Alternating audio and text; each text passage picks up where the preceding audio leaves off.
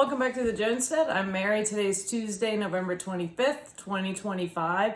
And just yesterday, a Minnesota judge has tossed out a conviction of a Somali who ripped off Minnesota taxpayers to the tune of $7.2 million.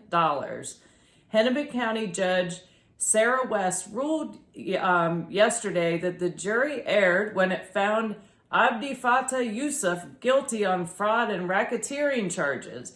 And if, in case you're wondering, Judge West is a former public defender and Barclays transaction manager. I don't know what that means, but anyway, the jurors were stunned and told the Minneapolis area TV station they didn't have much difficulty at all during the deliberations.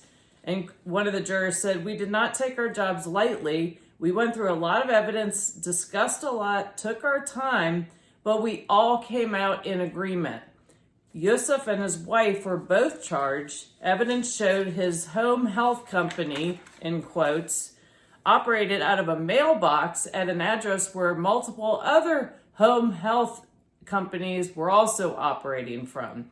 And it said Yusuf allegedly billed Minnesota's Medicaid program for services he never performed, overbilled for other services, provided false info to back it up, and provided kickback to recipients of phony services.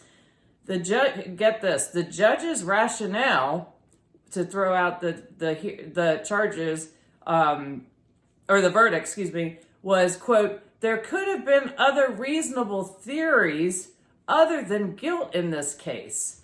So State Representative Kristen Robbins, who's chair of the House Fraud Prevention and State Oversight Committee, said she was stunned, as she should be, as we all are. She said clearly the jury thought he was guilty, and the jurors were stunned too, as I said before. This sends a terrible message just for the law and order system and the judicial. You have a jury of their peers, and they were unanimous in the evidence that was provided to them. It was very clear, and they were very decisive in the guilty verdict. And this judges just summarily come in and overturned it because she just had to. Could have been other theories that they didn't consider. So, this is really disappointing, and the people are losing more and more faith in our judicial system.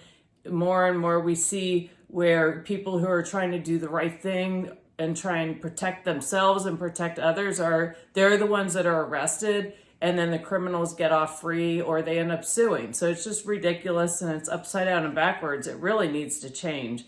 And hopefully this judge who's up for re-election next year, I think, will not get re-elected. Meanwhile, while a judge snubs her nose at taxpayers being defrauded, Zero Hedge had an article today, and this article here, and that's the judge, by the way. I'll link the article in the comments below so you guys can go take a look.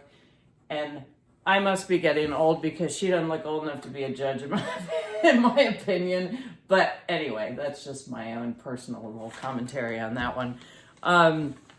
Anyway, Zero Hedge article today was Consumer Strain Moves Beyond Low Income into the Heart of the Middle Class. And it's a Goldman Sachs Managing Director, Kate McShane, provided clients with a summary of key takeaways from her meetings with the investor relations and management teams of Bath & Body Works, BJ's Wholesale Club, the Home Depot, Lowe's, Target, Walmart, and Williams-Sonoma. McShane noted that nearly every retailer warned of weak consumer demand, especially among squeezed lower income households. It says low to middle income consumers remain fragile. And when you look at this article, these are her takeaway notes from the meetings with these companies and other companies as well. And it said consumers were notably more pessimistic. That's not. And then Ms. Shane's, it not only reinforces our earlier, she went on to say, McShane did, she not only reinforces our earlier consumer notes showing a clear tale of two worlds where wealthy households remain healthy while working class consumers bear the brunt of the financial strain. And we're seeing, again, this broadening gap and an erosion of the middle class. And so this last report that I'm going to talk about should come as no surprise to anyone. And it's titled, Consumer Confidence Hits Lowest Point Since April as Job Worries Grow. And specifically, it's a consumer soured on the current economy and their prospects for the future, with worries growing over the ability to find a job, according to a Conference Board survey released Tuesday. The board's Consumer Confidence Index for November slumped to 88.7, a drop of 6.8 points from the prior month for its lowest reading in 7 months.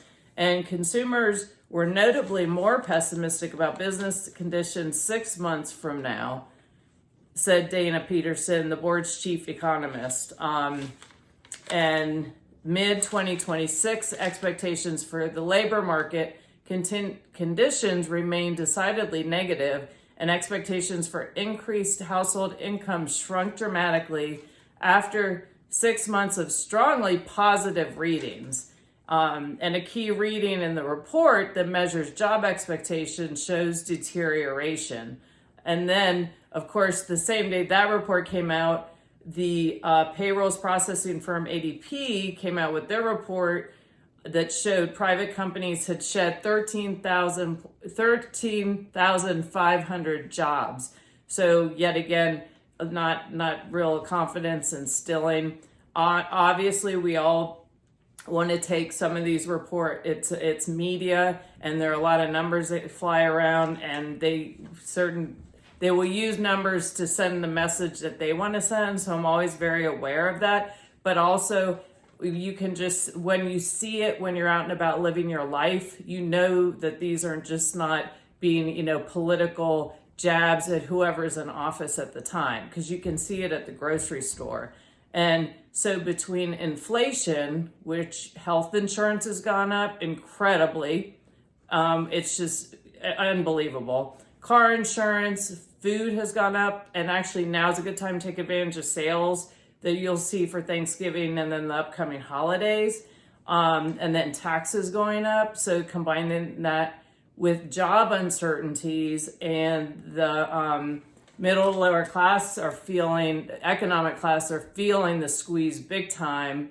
And then with AI coming in full force and losing those sectors of jobs, it's just there's an obvious reason, and there is good reason that people have a lot of uncertainty. And so that's why it's really important to make sure you're prepared, live below your means the best that you can. And that's why I make these videos, because I think a lot of people in this country, we're all raised to think everything's being taken care of and we're being protected economically, and the smartest people in the room have our best interest at heart. And once you realize that's not really the case, we have to take it into our own hands. And the more people that know this, the stronger our nation can be, and healthier, and to be able to manage some of these headwinds that are being thrown at us and are out of our control. So, live below your means. Don't worry about what kind, trying to impress anybody with whatever car you're driving. Put some money aside so that you have an emergency fund. That's always a good idea. Don't keep all of your money in the bank. I'm not a financial advisor. These are just things that I've learned over the years. Simply because if you have a bank run, or you have a power outage or a storm and the power goes out, the bank can't operate and they can't give you your money. Another thing to keep in mind if that happens is the fuel pumps won't work either. So always try and keep your cars fueled. I don't like going below half a tank if I can.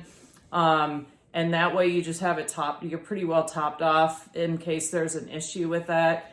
And also put food away so that if something happens, or if you do have a sudden emergency or a financial strain, you've got food set aside so that you're not panicked over that, or you're not having to go to the food bank.